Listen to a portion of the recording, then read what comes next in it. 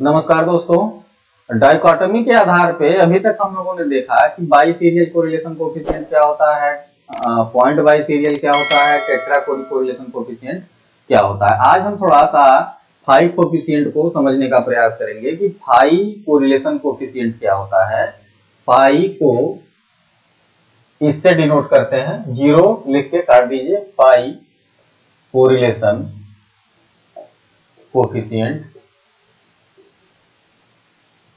ठीक है, phi correlation coefficient वास्तव में होता क्या है कि, और ये कब लगाया जाता है, जब चर आपके वेरिएबल आपके नेचुरली वेरिएबल जब वेरिएबल आपके नेचुरली या वास्तविक रूप से जो है द्विविभाजित होते हैं, ऐसी स्थिति में दो चरों के बीच कोरिलेशन निकालने के लिए हमेशा फाई कोरिलेशन कोएफिशिएंट का प्रयोग किया जाता है कि जब चर वास्तविक रूप से द्विविभाजित हो। जैसे मान लीजिए जेंडर के आधार पे आपने कह दिया कि मेल फीमेल, इसी तरीके से लोकेलिटी के आधार पे कह दिया कि रूरल अर्बन, इसी तरीके से एम्प्लॉयमेंट के आधार पे आपने कह दिया, दो कैटेगरी बना ली कि एम्प्लॉय अनएम्प्लॉय। ठीक है, इस प्रकार की कैटेगरी में जैसे, और लिविंग के आधार पर कह दिया कि लिविंग एंड डेड। इस आधार पे जब आप वेरिएबल को दो भागों में बांटते हैं तो उनके बीच कोरिलेशन निकालने के लिए हमेशा फाई कोरिलेशन कोएफिशिएंट का यूज किया जाता है। फाई कोरिलेशन कोएफिशिएंट में भी, जैसे आपने टेट्राकोरिक में देखा था, इसमें भी 2:2 कंटीजेंसी टेबल बनाई जाती है। अब 2:2 कंटीजेंसी टेबल बनाने के बाद इसका फार्मूला क्या होता है उसको देख लीजिए। तो इसका जो है फार्मूला, जैसे 2:2 कंटीजेंसी आप टेबल आपने बना दी, ठीक है, A, B, C and D। ठीक, ये टेबल बना दी। अब इसके लिए फार्मूला क्या हो जाएगा, फाई इक्वल टू होता है आपका AD minus BC, AD minus BC, AD minus BC upon under root A plus B, C plus D and फिर C प्लस D हो गया। इसके बाद A plus C and B plus D।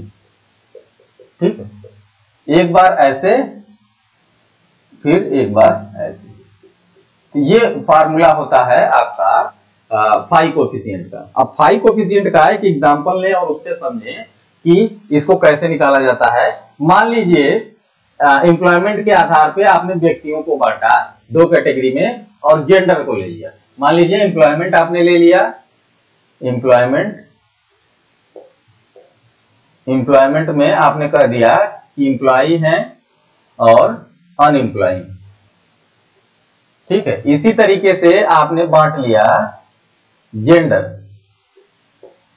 के हिसाब से कर लिया कि मेल हैं एंड फीमेल। अब इसको जो है 2:2 कंटीजेंसी टेबल बनाइए।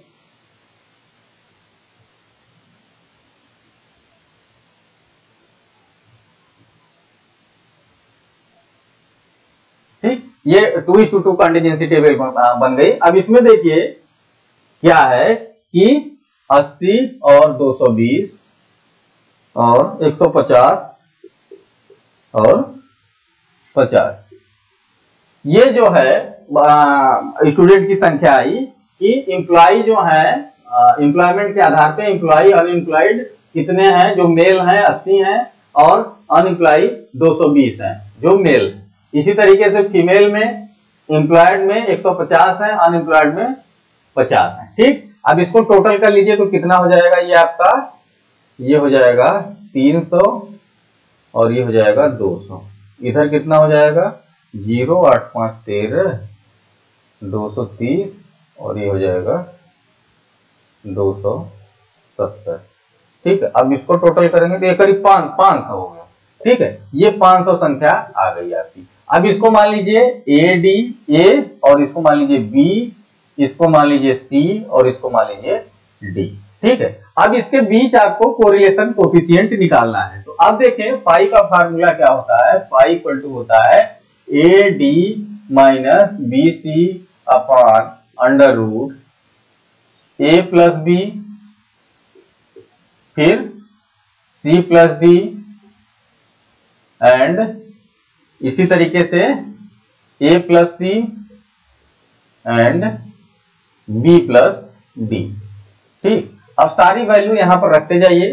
देखिए क्या हो जाएगा, ए क्या है 80, डी कितना है 50, माइनस बी कितना है 220, और ये कितना है सी कितना है 150 अपॉन ए कितना है 80 इंटू प्लस बी कितना है 220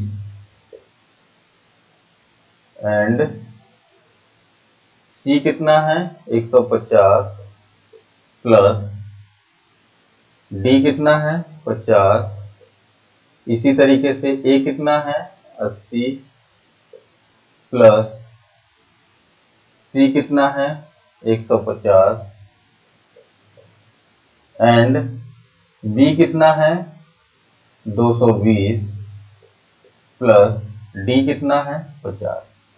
ठीक है, अब इसको सॉल्व करना है। ये सारी की सारी वैल्यू आपने फार्मूले में रख दी। इसको जब सॉल्व करेंगे तो इसकी वैल्यू करीब जो है आएगी आपकी -0.475। ठीक है, तो ये आपकी फाई की वैल्यू हो गई, या फाई कोरिलेशन कोएफिशिएंट की वैल्यू आ जाएगी। इस प्रकार से फाई कोरिलेशन कोएफिशिएंट निकाला जाता है। तो इसमें कोई दिक्कत होगी तो बताइएगा, फिर से इसको समझाने का प्रयास करेंगे। आगे अब हम लोग देखेंगे कि अनुरूपता गुणांक क्या होता है। तब तक के लिए थैंक यू।